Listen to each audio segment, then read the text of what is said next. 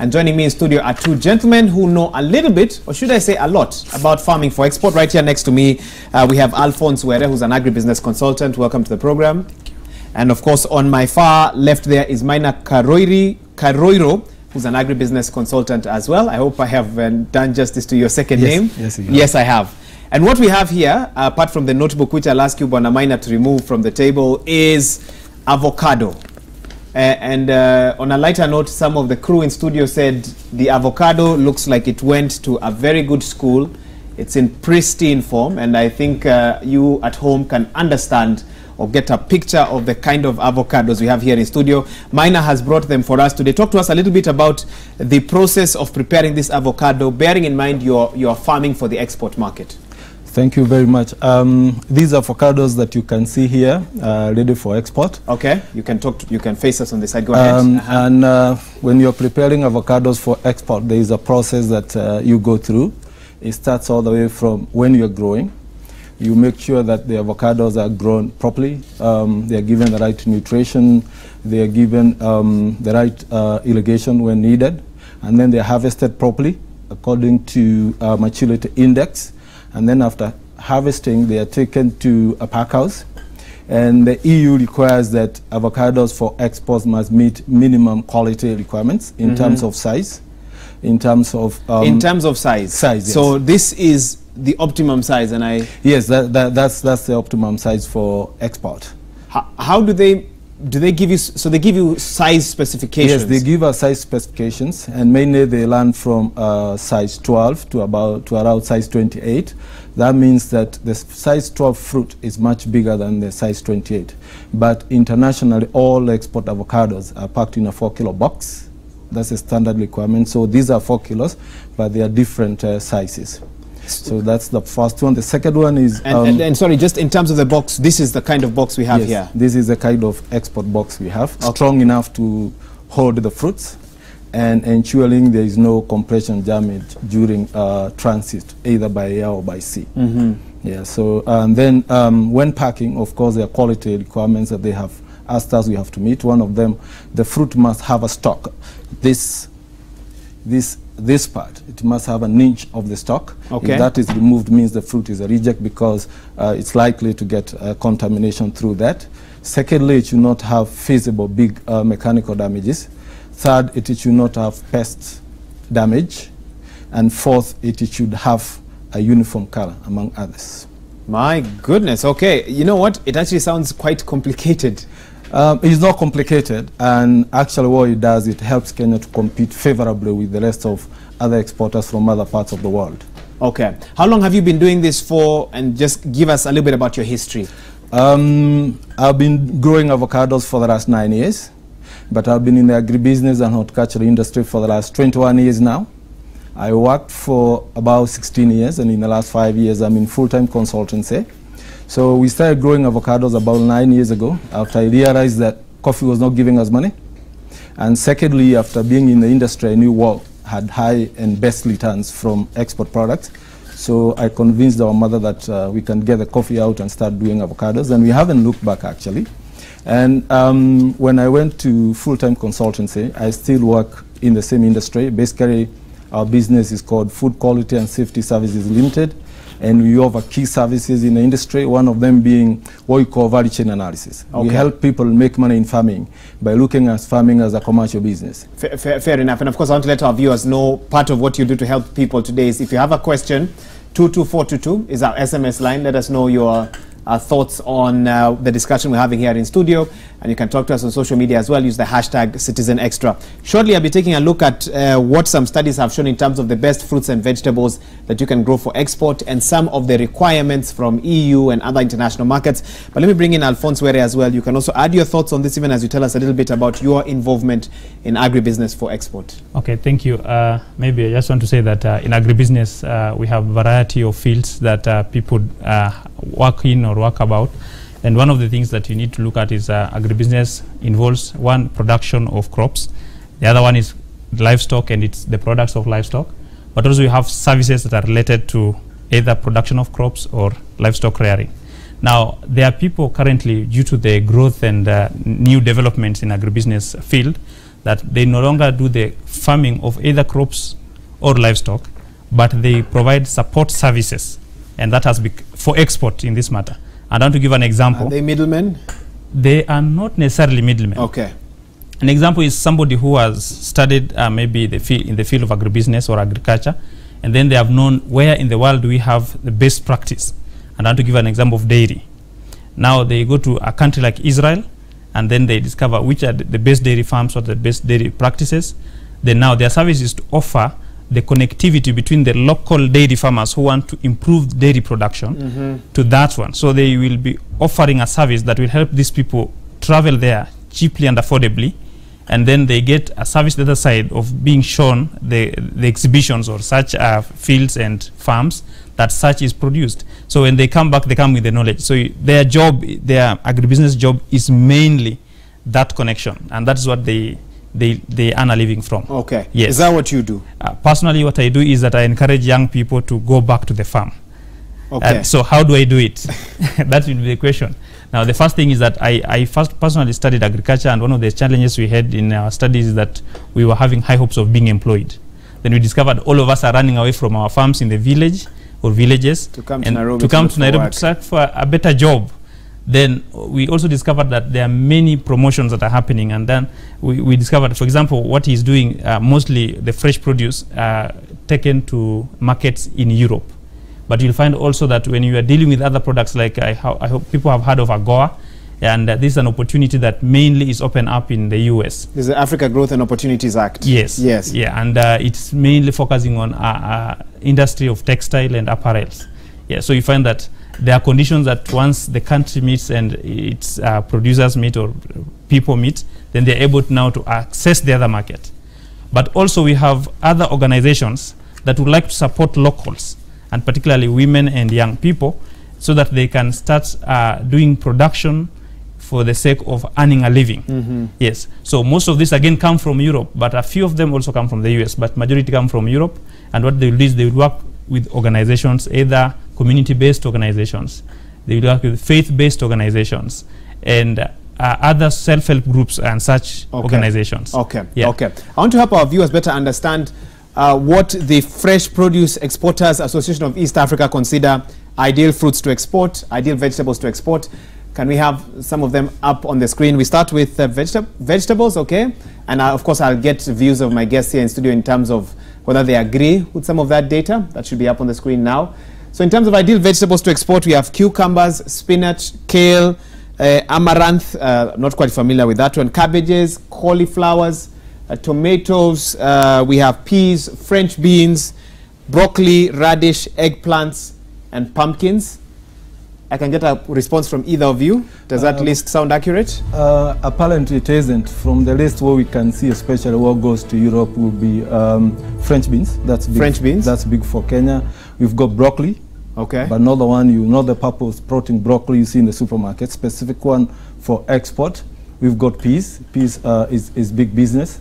And then we are missing avocados, we are missing mangoes, we are missing, we're also missing what you'd call... although avocados and mangoes are on ideal fruits, okay, which we are coming to. Actually, let's go to ideal fruits. You've taken us to the next slide. In terms of ideal fruits, we have pineapples, bananas, passion fruits, citrus, avocados, there you go, mangoes and pears. Now you can talk, Ponamani. Yeah, avocados and mangoes is huge, especially avocados. They mainly go to Europe. Mangoes go to the Middle East. They are huge. Pineapples, in Kenya we have canned pineapples that are going to Europe. Passion fruit is big, even though in Kenya production has been going down over the years. Bananas, we don't export bananas to Europe. Pears, we actually import a lot of it. Okay, we actually import a lot. Yeah, we import a lot of that. And then also citrus, we don't export, but there is a growing industry for farmers doing citrus. Most of the rest of the products I've seen are for the local market. I also want to clarify that these are ideal fruits to export in that there's a market for them out there, not that we are able to grow them here or whether it's happening right now, but if you were to get into exporting, I think that's what they meant by these are some of the fruits you could or vegetables you could think about because you'll find a ready market. I don't know what you think, Alphonse. Yeah, just wanted to add that we also have a lot of chilies that is also chilies, which is not there in the list there. Okay, and that okay. Thank you. I think that's good information for our viewers. Sorry, do you want to add something else on the same? In terms no, just chilies. I would have said, for example, from what you've seen, Kenya has got very good weather and soils for growing most of these crops. However, you only grow and export what the market requires on the other side. Because you have a good market, for example, to grow tomatoes, we can't say we are going to grow and export, and maybe Europe will not take Kenyan tomatoes, either because they are getting cheaper from neighboring European countries, or they have got quotas limiting that. So what you grow is partly driven by the market demand, and also internally, in terms of the benefits that accrue to the farmers. Okay. Shortly, I'll be looking at some export requirements and just try to understand them from your perspective, because there are people watching who are thinking, this sounds interesting. I think I can grow, avocados like those ones, but I have no idea where to start. But before that, what makes Kenya's exports attractive? What are we known for? If you talk about Kenya's athletics, we know what we are known for. If we talk about Kenya's tourism, we know why we stand out. But in terms of exports, what is it that makes a market out there think we want to pick this from Kenya or that? One Sorry, is that Kenya has got very good weather. Actually, we are one of the very few countries in the world that can grow fruits and vegetables from the first of the year to the last day of the year. That's a very unique position. So there are times in the world market that other countries can grow because of whatever issues with weather, like when it's winter in Europe and other parts. So we are able to supply. Secondly, Kenyans are very innovative. Some of the products that we export, most of the Kenyans haven't seen them yet. So we've done. Because they're not sold. They are not sold locally. We've done a lot of innovations. We've tried to create efficiency in the production system because in the international market, prices are competitive. And third, Kenya is known for small-scale growers. Okay. And it's a very good concept because a small-scale grower means is a group of farmers or one farmer, and they work and produce, and you are directly benefiting the person who is directly involved. That is not common in other parts of the world where you've got big farms at a production owned by one person or a group of people. So those are unique selling concepts that make us stand out. I'll come back to talk about the small-scale farmers, but go ahead, Alphonse. Yeah, but one of the things I think our viewers need to understand is the issue that when we go to export production, the first thing is it is usually market-led. So you don't just say that we want to export. The market must be requesting for it. In fact, for you to be like Mr. Maina here to start exporting, you must confirm to the authorities locally that you have gotten a letter that you are ready to export, so that you prepare. You have something similar to what I call contract farming, so that there's a market ready. They are telling you how much they expect from you. So that was he's referring to as quotas. Then after that, then you can start producing. Because they would not allow your goods to leave here to some unknown destination. It needs to be very specific where you're headed to, or is that how? In fact, I'll come to that when it comes to the process of exporting, because before you export, first there are mandatory quality inspections by government institutions, CAFEs and HCD. Before it was HCD, they have to make sure that the quality is right, the product is safe, and then they give you the right certification to export. Okay, I actually have some graphics for the same. Had I cut you off? No, I just thought that's good, because as we proceed, we are going to add more things. We're going to add more things. Let's take a look at what it takes. Export requirements for fresh fruits and vegetables. Of course, it's not a comprehensive list, but let's look at some of the things you need. You need an export license from HCDA. You'll explain to us what that entails. You need Phytosanitary and Conformity Certificates from CAFEs. Very complex words there. You need a Euro 1 certificate if you're looking to target the EU market. You need a Global GAP certification as well. GAP is Global something practices. Good agricultural practices. Yes. You need an MRL limit compliance. And for EU supermarkets, you also need BRC certification. A lot of initials there. Help us understand what do I need to know and what is not necessary for me.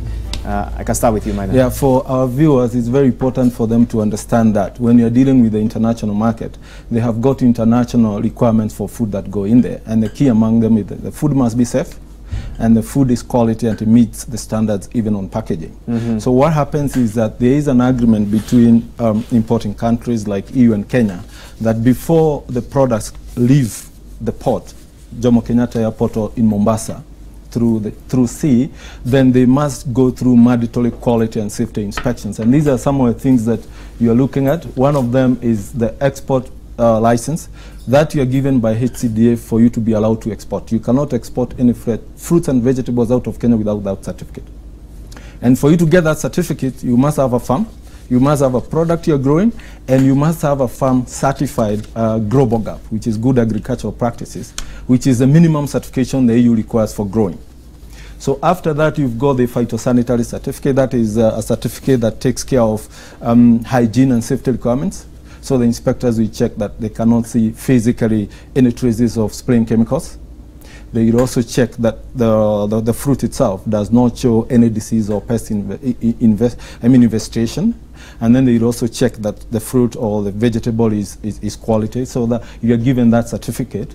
And when you are given that, then what happens is that the receiving country acknowledges that an inspection has been done, and they don't do double inspection. In the process, that saves time and saves quality, because you're dealing with fresh product. Third, BLC stands for British Retail Consortium Certification. That is for packing. GAP, Global GAP, is for growing.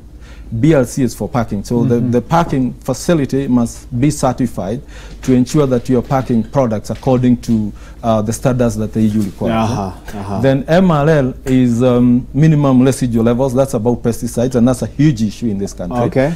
They want you to assure them that you've grown product spraying the right chemicals. And by the way, the EU gives you a list of chemicals you have to spray, because they want to be sure the food you are selling them is safe. So they want you to assure them that your products comply with what you call MRLs. When they test them, they are not going to find banned chemicals or exceedance of approved chemicals. Okay. So that's a big thing. So exporters are duty-bound to do tests from time to time. Okay. And the EU itself does its own test as well. Okay, Alphonse, Yeah, he has given us in many ways what you look like when you complete this. Yeah. I'm thinking of a young person who grows avocados or something of the sort, who is watching this program and thinking, this is very complicated. Where would they start? First of all, there's something I want to add. Okay. That in the market also they look at what they call traceability. They should be in a position to trace that produce from the farm all the way to the pack house to where it's going.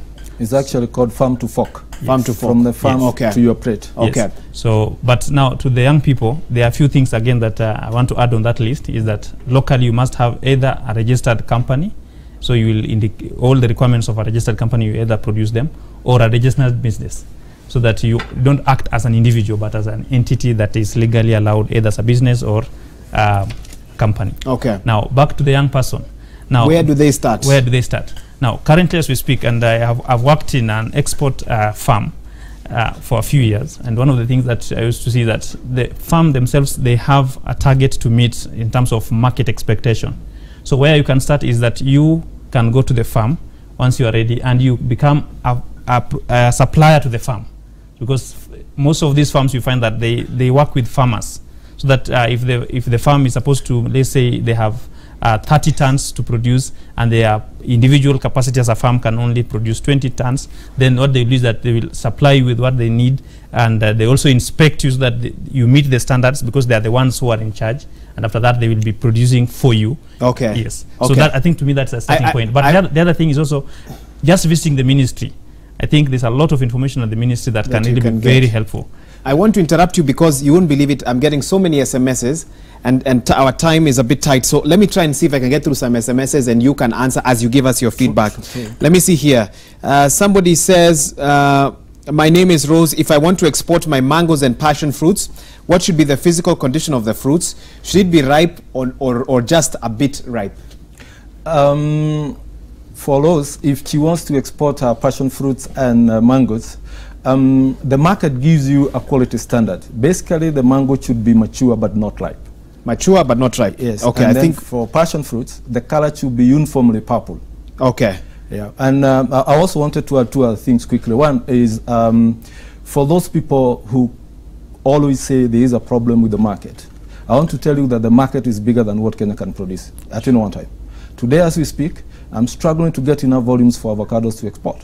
And yet there are probably farmers there who only know the market as a middleman, who is a guy who actually takes everything and gives nothing. So that's number one. Number two, I also wanted to quickly talk about the young people. What is the challenge in this country? The young people are not having people they can learn from that agribusiness space. I'm here to tell you I'm doing agribusiness, I'm doing profitable farming and making money. And what we've done to help the youth, we organize practical trainings in our farm so that they can actually believe it's doable. And the challenge in Kenya is there is a fallacy that farming is for people who failed in school. Everybody wants a degree. Everybody wants a degree and then wait and work in the bank or work in the insurance. And we are telling people, if you've gone to school, you become a better farmer. You can understand the good practices. You can understand management, accounting, and also basic chemical applications. So there is a huge opportunity for young people to understand that agribusiness is the next frontier for creating not only income and money, but also employment to others. Okay, I have 2 questions, and then I'll get final comments from both of you. Let me see what people are asking here. Can I grow avocados in Siaya? What is the minimum acreage that I need to start this business? Macau from Makweni is asking about watermelon. Vincent from Nakuru is asking about avocado. Rose from Kamulu is asking about avocado. I'm trying to summarize this. Someone is asking about pineapples as well. You know, is it also attractive out there? And I think those are the ones we'll take for now. I hope you and of course what I'll do is I'll give some of these questions over to you, and people can get in touch with you. But let me allow you both to try and answer as you give us your final thoughts. Alphonse, I'll start with you. Yeah, I think as he said earlier that our country literally has a very good climate, and you can literally grow almost all crops all round. Yeah, and most of the times what we need to do is get the expert information either from extension service providers, private or from government, though government have fewer nowadays with time. But as you visit farms, once you get interested, you start getting these farms, and when you visit the farms, you will get what is referred to as practical knowledge. Okay. And that will be very, very useful. So I think in my view is that even the person who has talked of Siaya, they can actually grow the avocados. Yeah. But there's one thing I want to mention, because you say this is the last other final comment. Yes. Yeah. The issue of farming is not meant as a part-time thing. It is not meant for people who are making it a side hustle. So I can't be here in the office and my farm is flourishing in the village. We call them telephone farmers. Yeah. Telephone farmers. You lose big time. Yeah. So you lose big time. So you will blame agriculture or agribusiness for no good reason. If you use phone, if you send money to somebody who has no expertise, if you don't have the farm management skills, and the person you are giving the job doesn't know how to manage a farm as a business. Yeah. So if you want to venture into it, you as well should quit your formal job and get into it. Okay. It is among the 2 areas that provide what we call real jobs. Okay. So farming is one of the sources of real jobs, and 70% of workers today in the country are in the farms. Are in the farms. Yes. If someone wanted to ask you more questions, what email can they reach you on? They can reach me at Alphonse@LAN Africa. At LAN. LAN, L-E-A-R-N. Okay. Africa.co.ke. .co.ke. Let me get a final comment from you and your email. I can see more questions coming in. I would want to say that first, interest in agribusiness is the right way to go. There are so many crops that this country can grow, but unfortunately many of the people out there do not have the knowledge. So as part of our work, we provide the knowledge on what you can grow in what areas, whether it's avocados, whether it's mangoes, whether it's pineapples, whether it's watermelon. But I also want to add 2 things quickly. One is that our business offers market for those people who are growing. If you're out there and you're growing mangoes, you're growing avocados, and you're saying you have no market, kindly get in touch with us. Third, we also do what you call practical trainings. We bring people for them to see what good looks like. And then they can believe that they can do it. And alongside that, we do it locally in my farms and other farms, and we also take people to Israel as well to learn from the best, because Israel has the worst weather, the worst soils, and is still producing better than many countries in the world. Okay. Fourth, we won't tell people that in Kenya today, there is no opportunity greater than agribusiness. But we just have to approach it from a commercial perspective, that you're putting money in agribusiness so that you can make some money out of it. I'm making money farming, and so should others I almost want to ask you how much, but I know you might not reveal that. It's money that keeps me comfortable, believe me. And then the other thing I would also want to say is that don't be afraid that you've gone to school, you've got 5 acres, your dad has 10 acres, and you're wasting your life waiting for a job, a formal job. Please get in touch, and you can actually change your life. Okay. My director... Our email is... oh, yeah, go ahead, sorry. You can get in touch with me through my email, Maina, M-A-I-N-A, at Maina, M-A-I-N-A, Karuiro, K-A-R-U-I-R-U, at yahoo.com. Okay. And now, do you give a number? I think let's stick to email for now. I don't want too many people to call you. Anyone who is serious will sit down, write you an email, and you can be able to help them. And I'll hand over these questions to you so that you can see how you can help some of those who want more details. Thank you so much, gentlemen. I feel this is a topic we'll have again, and I hope I'll be able to call you back again. Anytime. Because I promise you, we have not even begun to dig into the questions, and hopefully maybe next time we won't even have an interview. Just ask people to send the questions, and we can take time tackling them.